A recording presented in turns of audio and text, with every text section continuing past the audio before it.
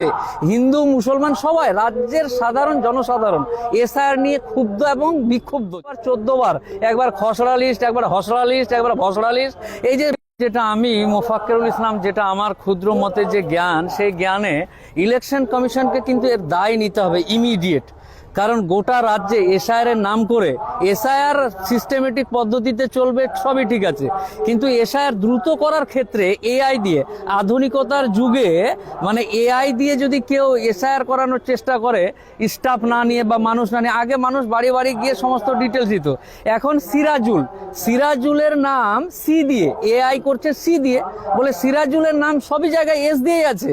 এরকম করে বিভিন্ন রকম বিভ্রান্ত, এটা নতুন করে বলার ব্যাপার না। রাজ্যের মানুষ এই বিষয়টাতে, হিন্দু মুসলমান সবাই রাজ্যের সাধারণ জনসাধারণ এসআইআর নিয়ে ক্ষুব্ধ এবং বিক্ষুব্ধ, যেটাই বলুন না কেন। কারণ এবং খুবই অশান্তিতে আছে, কারণ মানুষ আজকের দিনে 200 টাকা ইনকাম করবে কি করে সেটা নিয়ে ব্যস্ত। তার মধ্যে আবার 14 বার, একবার খসড়া লিস্ট, একবার হসড়া লিস্ট, একবার ভসড়া লিস্ট।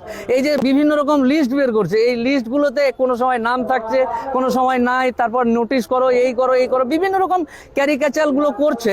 এটা কিন্তু ইলেকশন কমিশনকে, রাজ্যের যে বর্তমান পরিস্থিতি, এই পরিস্থিতির ক্ষোভ প্রত্যেকটা মানুষের মধ্যে, ক্ষোভ কিন্তু একটা আছে। এই ক্ষোভ যদি ফাটে তাহলে কিন্তু ইলেকশন কমিশনকে তার দায় তাকেই নিতে হবে, এটা সাধারণ মানুষের দায় না।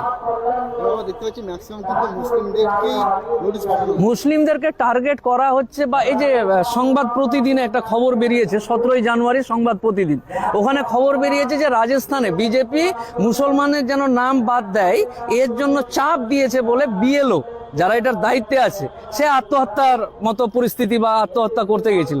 তো এরকম পরিস্থিতি হচ্ছে, এগুলো রাজনৈতিক ব্যাপারটা হচ্ছে, সরকার চলবে নির্দিষ্ট সিস্টেমে বা সংবিধানকে মেনে, নিঃসন্দেহে এটা হবে না কেন। এসআইআর ভালো জিনিস করুক না, নাম ঠিকানা, বাপের নাম, 14 গোষ্ঠী, এগুলো দেখুক, কিন্তু এটা দেখতে গিয়ে ইন্টেনশনালি যদি কোনো রকম মুসলিমদের হয়রানি করার চেষ্টা করে বা কোনো হিন্দুদেরও হয়রানি করার চেষ্টা করে, অনেকেই এরকম আছে। শুধু মুসলিম, দেখুন, এক হাতে তালি বাজবে না, ঠিক তেমনই একাই কোনো গোষ্ঠীকে চাপ দিতে গিয়ে তখন নিজের মধ্যে অটোমেটিকলি যে আমার হিন্দু ভাইরা আছে তাদেরও নাম চলে আসছে। তো এরকম করতে গিয়ে প্রত্যেকটা ইয়েতে, ব্লকে বা বিডিও অফিসে বিভিন্ন রকম হয়রানি। আজকে এমন কোনো ব্লক, এমন কোনো জায়গা নাই যেখানে মানুষ ক্ষোভে নেই। প্রত্যেক দিন হাজার হাজার মানুষ, কোটি কোটি মানুষের নাম বাদ দেওয়ার কথা বলছে। এর আগে একজন গবেষক মানিক ফকির বলে তারা বলতো, তখন আমরা ভাবতাম যে মনে হয় পাগলের মতন প্রলাপ বকছে, কিন্তু না, পরবর্তীতে দেখা গেল এসআইআর এর উদ্দেশ্য এবং এসআইআর যে ইন্টেনশনালি যখন কোনো একটা ধর্মকে টার্গেট করবে এবং এটা থেকে ভোটার কার্ড বাদ দিয়ে ডিভোটার করে সমগ্র দিক থেকে দাস বানানোর চেষ্টা করবে, আর মানুষ এটাকে মেনে নিবে। আজকালকার যুগে চাঁদে যাওয়া মানুষ, আর তুমি এসআইআর এর নাম করে, আমি এখানে জন্মগ্রহণ করেছি, আমার বাপ জন্মগ্রহণ করেছে, আমার দাদু এখানকার, আর তুমি এসে বলবে এআই দিয়ে যে না তুমি এখানকার না, তোমাকে ডিভোটার করা হলো। এত সহজেই মানুষ জানে কত ধানে কত চাল হয়, এটা পরবর্তীতে বুঝতে পারবে ইলেকশন কমিশন। আপনি কি বলছেন আন্দোলনের তীব্রতা অলি গলি থেকে শুরু করে, এলাকা পাড়া প্রতিবেশী থেকে শুরু করে ব্লক, জেলা, রাজ্য, দেশ, এই আন্দোলন সামলাতে পারবে কিনা তার জন্য প্রস্তুত থাকুক। কেন? আমার বাপ এখানকার, আর কিভাবে প্রমাণ দিতে হবে? 62 সালের দলিল দেখাচ্ছে না, এখানে তো আকার ফুল স্টপ, একার বাদ আছে, উমুক আছে, তুমুক আছে, এরকম কোনো ব্যাপার নেই। আমার একটা ফুল স্টপ কোথায় ছুটে গেছে, আগের দিনে কি হতো, জনগণনার সময় একটা লোক বাড়িতে এসে কাগজ নিয়ে বসলো, হ্যাঁ রে তোর বাপ কোথায় রে, অমুক জায়গায়, হ্যাঁ তোর বাপের নাম কি, অমুক, এই বলে দিল, ওইটাই লিখে নিয়ে চলে গেছে। এখন কাগজপত্র এবং এর যুগে তুমি যদি ফুল স্টপ আর আকার একারের জন্য নাম বাদ দাও, তো বাবা তুমি তৈরি থাকো ইলেকশন কমিশন। হুমকি দিচ্ছি না, বাস্তবতাটা। একজন উকিল মানুষ ইলেকশন কমিশনকে, ভারতের নির্বাচন কমিশনকে পরামর্শ দিচ্ছি, সুপরামর্শ ফ্রিতে, একজন আইনজীবী হিসাবে, যে এই যে ফুল স্টপ আর আকার একার নিয়ে মুসলিমদের নাম বা জনসাধারণের নাম বাদ দেওয়া হচ্ছে, এটা যদি কোনো কারণে এই লিস্ট থেকে এরা বাদ যায়, তাহলে সামলাবেন ভাই আপনাদের।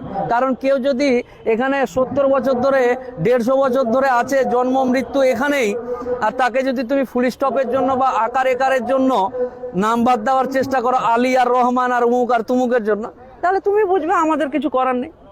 2014 সালের পর থেকে আমরা দেখছি মানুষকে কিন্তু একভাবে পরেশানি করছে, কখনো নোটবন্দি। না, এটা নতুন কিছু নয় ভাই। এই 2000 এগুলো রাজনৈতিক নেতাদের মতো বক্তব্য যে 2014 পর নোটবন্দি এবং মানুষ ভোট দিয়েছে, যা ইচ্ছা তাই করছে।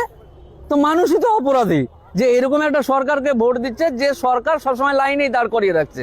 তো এতে কোনো রাজনৈতিক দলের না, রাজনৈতিক দল তার মুনাফা নেওয়ার জন্য মানুষকে বিভিন্ন রকম করবেই।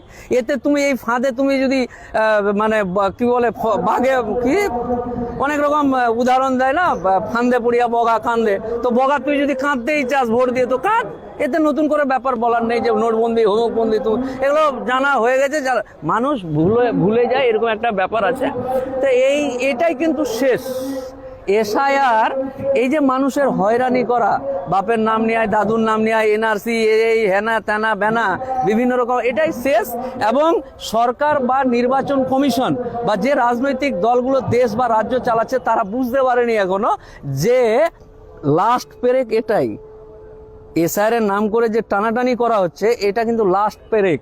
আর এইতে মানুষ, এর আগে হিটলার বা বিভিন্ন রকম ব্যাপার স্যাপারগুলো আছে, আন্দোলন, গণ আন্দোলন, বিভিন্ন রকম ব্যাপার স্যাপারগুলো আগামী দিন অপেক্ষা করছে।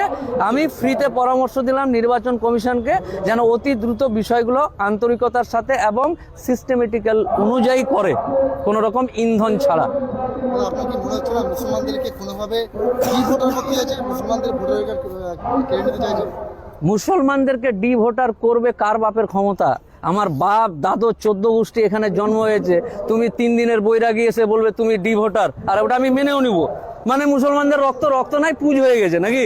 বললেই হয়ে গেল, পুজ হয়ে গেছে রক্তটা।